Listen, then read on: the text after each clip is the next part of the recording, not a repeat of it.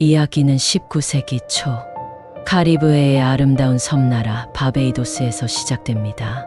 그곳에는 지금도 전설처럼 전해지는 묘지가 하나 있습니다.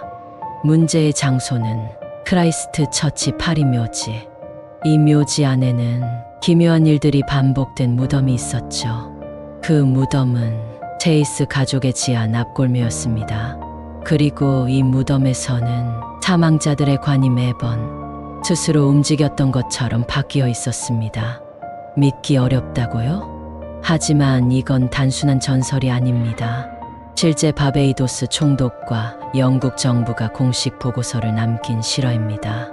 이 무덤은 원래 다른 가문 소유였습니다. 1807년 토마스 체이스라는 부유한 백인이 이 무덤을 사들입니다. 그의 가족들은 이곳에 순차적으로 묻히게 되죠. 첫 번째로 묻힌 이는 1807년 토마스 체이스의 딸 메리애나, 두 번째로 묻힌 이는 1812년 체이스의 또 다른 가족 멤버. 그런데 두 번째 매장 이후 묘지 관리자와 가족들이 이상한 점을 느끼기 시작합니다. 무덤 안의 관이 움직여 있었습니다. 하지만 당시에는 별일 아닌 듯 여겨졌죠. 지진인가? 누가 장난쳤나? 정도로 생각했기 때문입니다. 1812년 8월 가장 강력한 사건이 벌어집니다. 체이스 가문의 가장 토마스 체이스 본인이 사망하게 됩니다.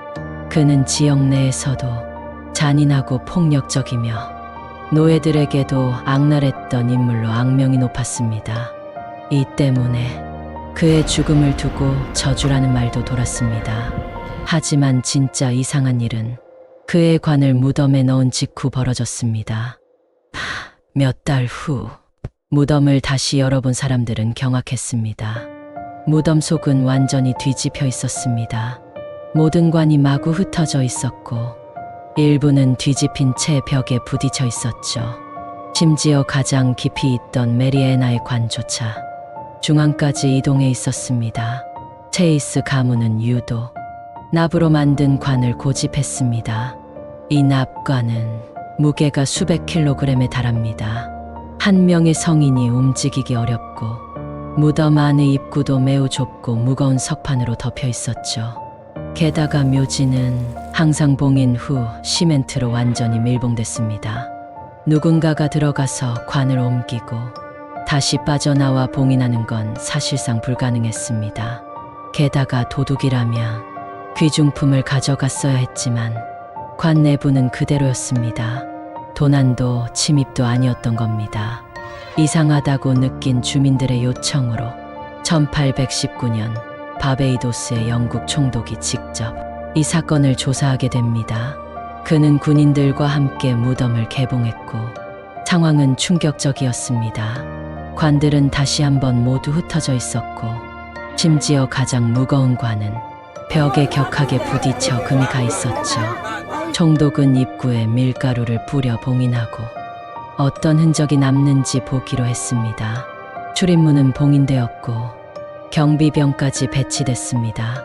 하지만 수개월 후 무덤을 다시 열었을 때 관은 또 다시 모두 제자리에서 벗어나 있었고 밀가루엔 그 어떤 흔적도 남지 않았습니다.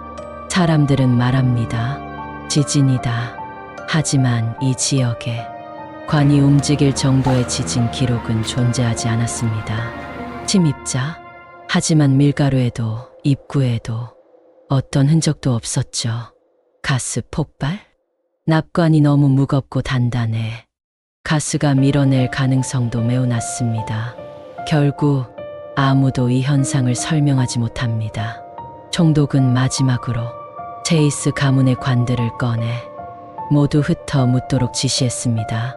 그 후 무덤은 영구 봉인되었고 지금도 바베이도스에 그 자리는 남아 있습니다.